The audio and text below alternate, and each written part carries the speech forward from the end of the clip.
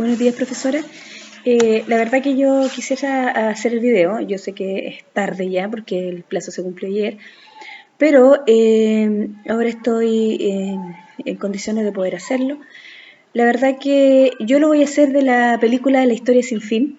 Una película que es de niños y que hace muchos años fue entrenada, yo debe ser con más de 15 años. La historia sin fin tiene protagonista a Sebastián, que era un niño que su mamá había fallecido, vivía solamente con el papá. El niño tenía graves problemas de conducta, era agredido por otros niños que lo metían dentro de un basurero. Y su padre, durante el principio de la película, lo aconsejaba que él tenía que superar la muerte de su madre, tenía que seguir adelante. Y también le decía que había problemas en la escuela, que la profesora lo había llamado, que tenía problemas de matemática y otro tipo de dificultades. A lo que, y también le dijo que porque él le tenía fobia a los caballos, que no quería hacer nada y que tenía que superarlo. Eh, y el niño le decía, sí, papá, lo voy a superar. Entonces el niño al salir de la casa ese mismo día lo estaban esperando sus 3 compañeros afuera y lo metieron dentro del basurero, lo molestaban. Entonces el niño tenía cara, siempre estaba triste, no tenía ganas de vivir, por la falta, claramente había un duelo que a lo mejor no era superado, que era la falta de su madre, ¿sí? Al final el niño dentro del correr se encuentra con una librería, entra y ahí está un libro que era sobre la historia sin fin. Y esa historia era la de él. La historia era del mundo de fantasía que estaba siendo amenazado por la nada y Atreyu con su caballo Arta cruzaba por era toda una travesía que tenía que cruzar por varias partes. Dentro de eso pasaban por el pantano de la tristeza y que para mí y para todos los que en ese tiempo vimos la película, que fueron hace muchos años atrás, era la depresión. Porque Artax se murió en ese pantano y Atreyu lloraba y le decía, no, Artax, sale de ahí, sale de ahí. Bueno, la cosa es que él contaba su propia historia a través de la película. ¿Sí? Al final Fantasía se salvó porque él le puso un nombre a la emperatriz. Yo la verdad que lo cuento así porque fue una película que me marcó en mis años mozos, profesora, y se lo estoy comentando. Bueno, al hacer un diagnóstico de esto, yo la verdad que siempre he sido como bien profunda en este sentido. Yo soy trabajador social de una humilde escuela de acá de la isla de Marchán de Curicó, una escuela rural. Y en esto estoy ahora, incluso estoy en la biblioteca mientras los niños están haciendo otro tipo de actividades. Dentro de los diagnósticos que yo puedo apreciar, yo no sé si está bien esto lo que estoy haciendo, en lo poco nada de tiempo que tengo, aprecié que tenemos que hacer un diagnóstico de un niño o de una película.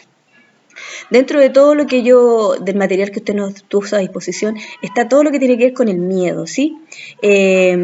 Dice que según Papalia los temores son comunes en la niñez temprana, que muchos de los niños a esta edad tienen miedo a animales, a la oscuridad, que a las tormentas, a las criaturas imaginarias, ¿sí? Dice Dupont 1983, Stevenson, Hinder y Choudis de 1996. Según los investigadores, algunos miedos surgen de las experiencias personales o de escuchar a los otros, a la experiencia de los otros, ¿sí? En cuanto a la fobia escolar y otros trastornos de ansiedad, según Papalia dice la fobia escolar siente un temor poco realista. Asistir a la escuela, por ejemplo. El niño tenía claramente un temor de asistir a la escuela porque uno lo molestaban, otro porque seguramente había algún profesor, que en este caso tendría que ser el profesor de matemática, que no era muy empático con él, y dice, o evitar algún tipo de agresión, en este caso los compañeros que le hacían bullying, que hoy día es bullying y que a lo mejor antes era catalogado con otro tipo de concepto, de otra forma. ¿Sí? Después viene con la depresión infantil, que es un trastorno del estado de ánimo, que se caracteriza por sistemas como una sensación prolongada de falta de amigos, incapacidad para divertirse, concentrarse, fatiga, actividad extrema o apatía, sentimiento de minusvalía, cambios de peso, dolencias físicas y pensamientos de muerte o suicidio. Esto está en Papalia 2012. Fui citando en la medida que fui haciendo este pequeño diagnóstico desde la humildad de ser un estudiante. Documento, dice, de Ricardo García, sobre que yo lo asimilé con la muerte de la madre. Dice que los trastornos depresivos y ansiosos, de predisposición a la genética, dice, sucesos adversos precoces, el trauma y estrés en la vida, alteraciones biológicas, vulneración del estrés. Eso tiene que ver con los trastornos del ánimo, ¿sí? Que también salía en uno de los documentos que usted nos dio a conocer. Dice, aquí dice Carlos Monte, ahí cito. Dice, trastorno del desarrollo de la personalidad, también es de Carlos Monte. Dice, agrega que la opción de realizar el diagnóstico de trastorno de la personalidad en la adolescencia es mucho más eficiente y dan mejores resultados, porque en esta etapa la estructura de la personalidad es plástica y es más moldeable. Dice, trastorno ansioso en niños y adolescentes de Ricardo García. Trastornos por ansiedad, dice, por separación. A esto yo me refiero con la separación de su madre, que claramente le provocó algún tipo de trauma al niño. Y lo otro, que el padre siempre es ausente, él siempre está solo. Dice que el niño adolescente experimenta una angustia excesiva desencadenada por la separación principalmente de la madre o persona significativa de su hogar. Esto provoca un deterioro significativo en su funcionamiento escolar y social. El miedo a estar solo, temor excesivo, es frecuente en la niñez frente a una situación específica, ¿sí? Después viene la fobia social, dice, caracterizada por presentar ansiedad específica en contextos de grupo. Y después viene algo que comúnmente yo aprecio y que hoy día puedo tratar de hacerlo más técnico, que tiene que ver con el TDAH. Dice que se asocia al bajo rendimiento escolar, escasos logros académicos, rechazo social, la dedicación insuficiente o variable de las tareas que requieren un esfuerzo sostenido.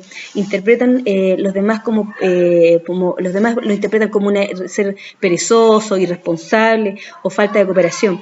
Las relaciones familiares pueden caracterizarse por discordias, interacciones negativas, rechazo de los compañeros, negligencia. Es burla de sus compañeros, menos logros escolares y educacionales, trastorno de causas como un deterioro afectado a la adaptación social, familiar y académica, ¿sí? Terminando, porque ya llevo 7 minutos, dice, el trastorno de déficit atencional de hiperactividad en diagnóstico diferencial. Dice, la discapacidad intelectual se encuentra en situaciones académicas que no son apropiadas para su capacidad intelectual.